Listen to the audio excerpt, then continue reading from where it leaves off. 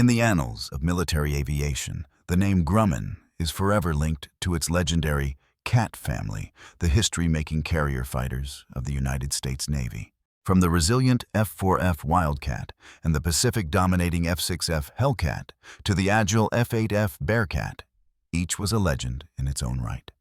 Yet among these legends, there was a different kind of beast, a remarkable outlier named the F7F Tigercat. The F7F was born from Grumman's unprecedented ambition to create the ultimate superfighter. It was the first twin-engine fighter to be ordered by the United States Navy, designed to be the largest, fastest, and most ferociously armed carrier-based fighter in existence. Its performance was so impressive that a veteran test pilot was compelled to exclaim, "It's the best damn fighter I've ever flown." And yet the Tigercat's very superiority would become the source of its ironic fate. The dream of dominating from the carrier deck never materialized. The machine was simply too large, too heavy, and its landing speed too high for most carriers of the era. It was like a beast born to rule the savannah, only to be trapped in a space too small for its might. Though it could not fulfill its intended role from the carrier deck, the Tigercat was far from useless. It found a new home in the hands of the Marine Corps, operating from land-based airfields. Having missed its rendezvous with World War II, it went on to leave an indelible mark in the Korean War, where it roared through the skies as a fearsome night fighter and a potent ground attack platform. This is the story of a revolutionary aircraft caught between two eras, a testament to the zenith of piston-engine power that arrived at the perfect technological moment only to be out of step with the battlefield it was born to conquer. As early as June 1941, with the world already engulfed in conflict, the United States Navy placed a bold order that would eventually produce one of the most impressive fighter aircraft of its time. This requirement was not born in a vacuum. It reflected a global shift in air combat philosophy and the harsh realities of the coming Pacific War. Naval planners observing the effectiveness of land-based twin-engine heavy fighters like Britain's Bristol Beaufighter and Germany's Messerschmitt Bf 110 recognized a glaring gap in their own carrier-based arsenal. They lacked an aircraft with the range endurance and firepower to project power far from the fleet. As the war raged across the vast distances of the Pacific, this need became acute. A single-engine fighter like the F4F Wildcat, while tough, was tethered to its carrier by a relatively short combat radius. The Navy required an aircraft that could serve multiple roles: a long-range escort to protect bomber formations, a fleet defense interceptor, capable of loitering on combat air patrol for extended periods, and a devastating ground attack platform. The vision grew even clearer as military strategists began to contemplate the daunting task of Operation Downfall, the planned invasion of the Japanese home islands. Such an operation would require an aircraft that could fly from carriers, strike heavily defended targets deep inland, absorb significant punishment, and fight its way home. The F7F Tigercat, with its twin-engine reliability and massive armament, was conceived as the perfect tool for this brutal job. Consequently, they commissioned Grumman to develop an aircraft that would outperform and outgun all existing fighter aircraft with heavy-hitting ground attack capabilities. To meet these ambitious goals, Grumman leveraged experience from previous twin-engine trials, laying the foundation for the development of the Tigercat. The Tigercat's development path began with Grumman's earlier and less successful twin-engine experiments. Its lineage can be traced directly to the ungainly XF5F1 skyrocket. This prototype, with its short fuselage ending abruptly behind the wing, and the pilot perched with a notoriously poor view for landing, failed to impress. It suffered from engine cooling issues, and its performance, while respectable, was not a significant enough leap to justify its complexity. However, the lessons were invaluable. Grumman refined the concept for the United States Army, creating the XP-50. This aircraft introduced the crucial tricycle landing gear configuration and had a more conventional, elongated fuselage, directly influencing the Tigercat's final form. After the lone XP-50 prototype was tragically lost, in May 1941, due to a turbo supercharger explosion, Grumman briefly worked on an improved XP-65, a convoy fighter concept, before all resources were redirected to the Navy's new F7F project in 1943. So what truly set the F7F Tigercat apart from its legendary predecessor, the F6F Hellcat? While the Hellcat was the rugged, reliable workhorse that won the air war in the Pacific, the Tigercat was a different breed entirely, a thoroughbred designed for a new, more demanding phase of the war. To understand this quantum leap, one must look closer at the engineering marvels at its core.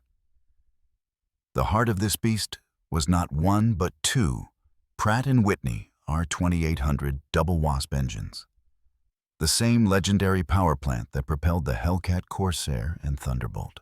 It was an audacious engineering decision to mount a pair of these two 100-horsepower monsters onto a carrier-capable airframe. The result was a symphony of raw power, a distinctive throaty roar that promised blistering performance. This new philosophy was brought to life with overwhelming power. By strapping two of these massive engines to its frame, the Tigercat became a true hot rod.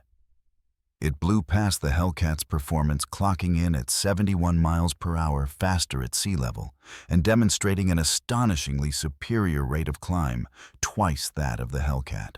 Its firepower was equally intimidating and represented a monumental increase in destructive capability. While a Hellcat carried 6 50-caliber machine guns, the Tigercat was a flying artillery platform, combining 4 wing root-mounted 20mm cannons with 4 nose-mounted 50-caliber machine guns. A simple comparison of their 1-second burst mass is telling. The Hellcat could throw approximately 7.2 pounds of lead in 1 second. The Tigercat, with its mix of high-explosive cannon shells and heavy machine gun rounds, unleashed a devastating 26.5 pounds in the same amount of time.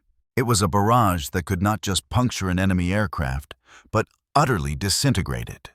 To top it off, it could carry 2 1,000-pound bombs or a torpedo, giving it the punch of a dedicated attack bomber. Its sleek profile, featuring the Navy's first use of tricycle landing gear on a production carrier fighter, was both functional and beautiful. This configuration eliminated the poor forward visibility on approach that plagued tail draggers like the Corsair, a feature that test pilots would come to love. The large wings necessary for lift and stability incorporated Grumman's famous stow-wing folding mechanism, allowing the behemoth to fit onto crowded carrier elevators and hangars. Every line of the aircraft screamed performance, creating a powerhouse that was, despite its size, remarkably beautiful. But raw numbers on a spec sheet only tell part of the story. The true measure of a fighter's performance lies in how it handles in the air, especially against a nimble opponent. A legendary encounter between two of the Navy's greatest aces provides the ultimate testament to the Tigercat's surprising agility. Alex Vracheu, the Navy's 4th highest scoring ace, recalled a mock dogfight he had while test flying the famously agile F8F Bearcat. "I remember one flight in an F8F when I spotted an F7F Tigercat below me," Vracheu recounted. "I dived below it and did a slow roll around it. Well, the F7F turned into me and we started twisting and turning all the way down to the ground. Neither one of us could gain an advantage over the other. You'd think I'd have had an advantage in the Bearcat, but we had a hell of a fight." When Vracheu landed, he immediately inquired who was at the controls of the surprisingly capable twin-engine fighter. "When I got down, I called tactical test and asked, 'Who is flying that Tigercat?'" Vracheu said. It turned out it was Marion Carl. The fact that a massive F7F, piloted by the legendary Marine ace Marion Carl, could hold its own against an F8F flown by Alex Vracheu speaks volumes. It proves that the Tigercat wasn't just a fast, heavy-hitting brute. In the right hands, it was a remarkably capable dogfighter. The legendary status of the Grumman F7F Tigercat began with a single powerful endorsement. Captain Fred Trapnell, the Navy's premier test pilot, initially flew the aircraft on November 1943, subsequently declaring it "the best damned fighter I've ever flown." This remarkable statement cemented the aircraft's reputation among aviation circles, though the full story behind his assessment reveals both appreciation and criticism. Trapnell's evaluation contained surprising complexity. In a candid conversation with Grumman test pilot Corky Meyer, he delivered a thorough critique of the Tigercat's shortcomings, including overcooling of the engines, lack of longitudinal stability, excessively high dihedral rolling effect with rudder input, and high minimum single-engine control speed. Yet paradoxically, he concluded with that same famous praise. When questioned about this contradiction, Trapnell explained his reasoning. The excess power of its two engines is wonderful for aerobatics. The cockpit planning and forward visibility in the carrier approach is the best in any fighter ever built. The tricycle landing gear allows much faster pilot checkouts. His nuanced assessment perfectly captured the Tigercat's paradox. Its journey from the drawing board to the fleet was plagued by unexpected technical challenges that stemmed directly from its ambitious design. The Tigercat's most critical flaw, just as Trapnell had pointed out, was its poor directional stability during single-engine operations. This was confirmed in extensive tests by the National Advisory Committee for Aeronautics at Ames Research Laboratory in 1945 and 1946, for a naval fighter operating over vast, empty oceans, where an engine failure was a constant possibility. This was a potentially fatal characteristic. Although engineers later extended the tail height from 15 feet 2 inches to 16 feet 7 inches and increased the vertical fin surface to address the problem, the initial versions still failed qualification. Alongside directional control problems, the F7F's tailhook and landing gear were simply not robust enough for the brutal physics of a carrier landing. The immense strain frequently caused failures, including a catastrophic wing failure during one heavy landing. Initial attempts to address these shortcomings in the F7F3 variant still proved insufficient. Only the extensively rebuilt F7F4N, with its strengthened airframe, modified tail hook, and longer stroke undercarriage, eventually passed carrier qualification tests. Unfortunately, by then, only a dozen of these carrier-capable models were manufactured. Perhaps the most fundamental challenge was that the Tigercat's impressive performance made it ill-suited for World War II carrier operations. The aircraft's weight and high speed translated into dangerously high landing speeds, far exceeding the safe parameters for the standard Essex-class carriers of the day. Even the larger Midway-Class carriers struggled with the Tigercat's operational requirements. In essence, the Tigercat found itself caught in a paradox. The very characteristics that made it such a formidable fighter also rendered it fundamentally incompatible with the carrier environment of its time. With carrier operations off the table, the United States Marine Corps became the Tigercat's primary operator. The Marines, who often operated from hastily prepared forward airfields, particularly favored the aircraft's tricycle landing gear for its superior land-based operations. Crucially, the F7F's formidable firepower made it an ideal platform for close air support missions. Initial production aircraft were delivered to Marine units beginning in April 1944. By August 1945, the first Tigercat fighter squadron, VMF 911, had reached Okinawa, unfortunately arriving just as World War II concluded. In total, the Marines would operate most of the 364 Tigercats produced through late 1946.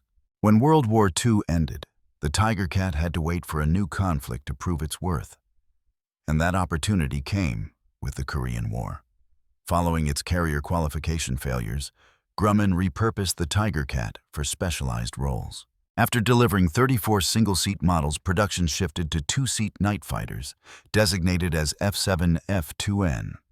Equipped with APS-6 intercept radar in a distinctive nose radome. The aircraft's raw performance also made it an exceptional platform for photo reconnaissance. For pilots, the allure of the Tigercat was undeniable, even for those already flying legendary aircraft like the F4U Corsair. Yeah, we weren't sure what was going to happen there, but we had a pretty good idea that we might be going into it. You bet. Yeah, and of course, in 1951, we were called in.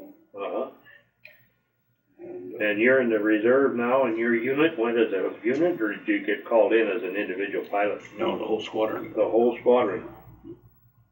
Of quite a number of reserve squadrons were called in. Called to active duty. Mm-hmm. And, well, gee, now we're getting interesting. You got the fighter of your choice, and what kind of an airplane were you in a squadron of this? Well, strangely enough, I ended up in a photo squadron down at Cherry Point, North Carolina. Uh-huh. I didn't want to be in the photo squadron, but that's what they said I was going to be.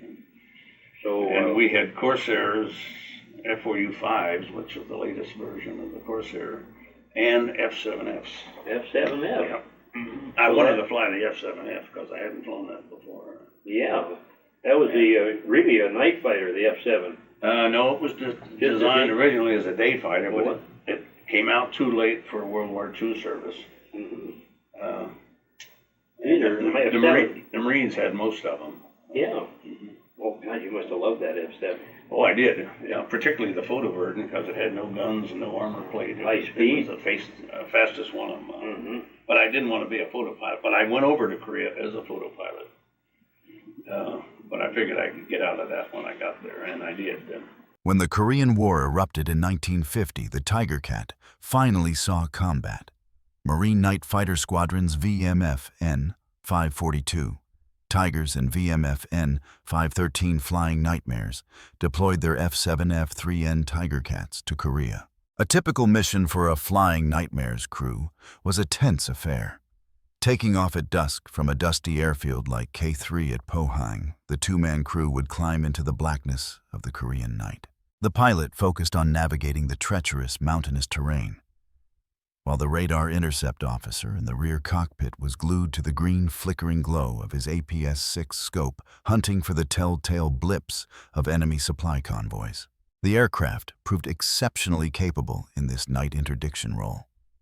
Its high speed allowed it to quickly reach patrol areas deep in North Korea, and its powerful engines gave it the performance to maneuver safely in the dark valleys. Upon spotting a target, a line of truck headlights, or a steam locomotive, the Tigercat would descend into a screaming dive, the roar of its twin Wasps echoing through the hills, before the night was shattered by the blinding flash and percussive thunder of its four 20mm cannons. By March 1951 alone, Tigercat squadrons had logged an impressive 2,000 flight hours across 604 combat sorties. The most notable combat achievements of the F7F came against the infamous bed-checked Charlies. These were antiquated Polikarpov Po-2 biplanes used by the North Koreans for nuisance night raids, dropping small bombs to harass United Nations troops and disrupt their sleep. Paradoxically, these slow wood and fabric aircraft were incredibly difficult targets. They flew too slow for jet fighters to engage effectively. Their minimal metal content made them ghosts on radar, and they could hug the terrain, making them nearly impossible to intercept. The F7F 3N, however, was the perfect antidote. It was slow enough to get a firing solution, and its powerful radar could pick out the biplanes against the ground clutter. The crews of VMF-N 513 became adept hunters, scoring the only confirmed aerial victories in the aircraft's service history by downing two of these elusive PO-2s. Beyond its night fighter duties, the Tigercat served in several specialized capacities. The F7F 3P photo reconnaissance variant played a crucial role in intelligence gathering. Combat operations for the Tigercat as a frontline fighter concluded in the spring of 1952, when they were replaced by the new jet-powered F-3D Sky Knights. By 1954, the Tigercat had been completely phased out of Marine service. The Tigercat's relatively short military career can only be understood by placing it in the context of the technological revolution that was sweeping aviation.